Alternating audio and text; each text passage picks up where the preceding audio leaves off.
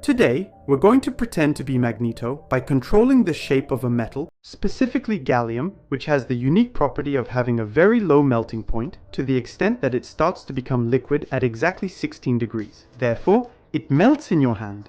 In solid form, gallium is beautifully silvery and feels very hard. However, you can still break it, as it's brittle like glass and reveals beautiful fractures.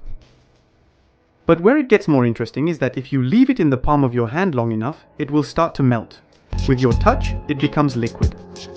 It's like a timeless whole. Touching gallium like this is odd, since its high density makes it feel very resistant when poked.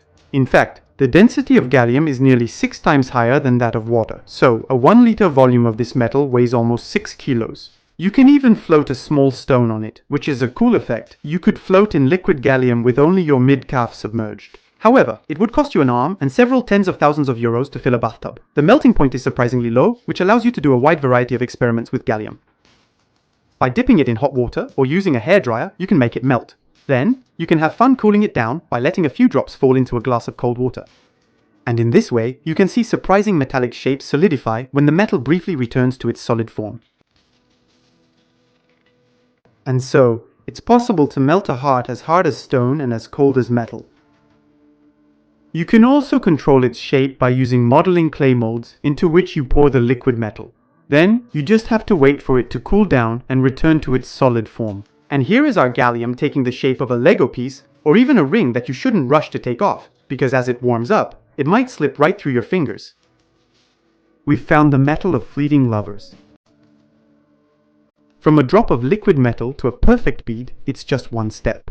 After dipping it again in boiling water, you can also let the hot liquid metal bead up on a slab of ice. The result? The drops solidify into sumptuous beads into almost perfect spheres.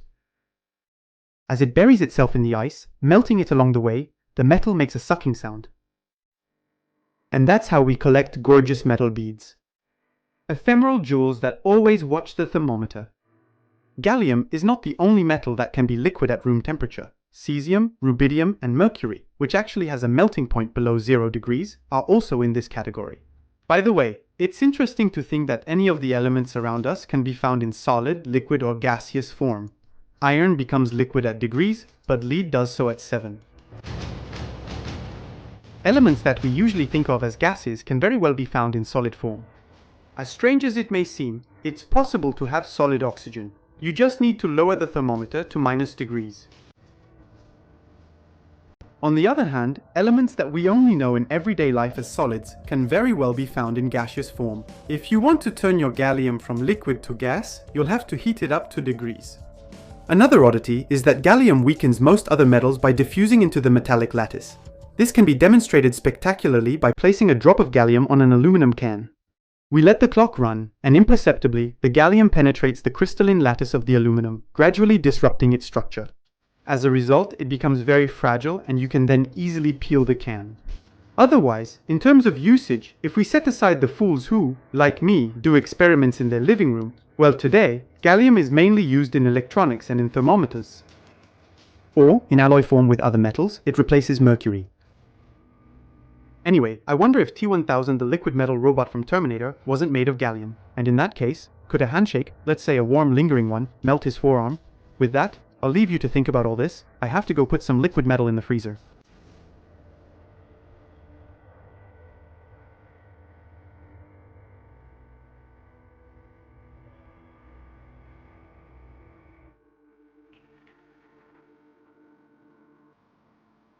To create the illusion that you have telekinetic powers, you have to click here. To explore the madness of insomnia, go this way.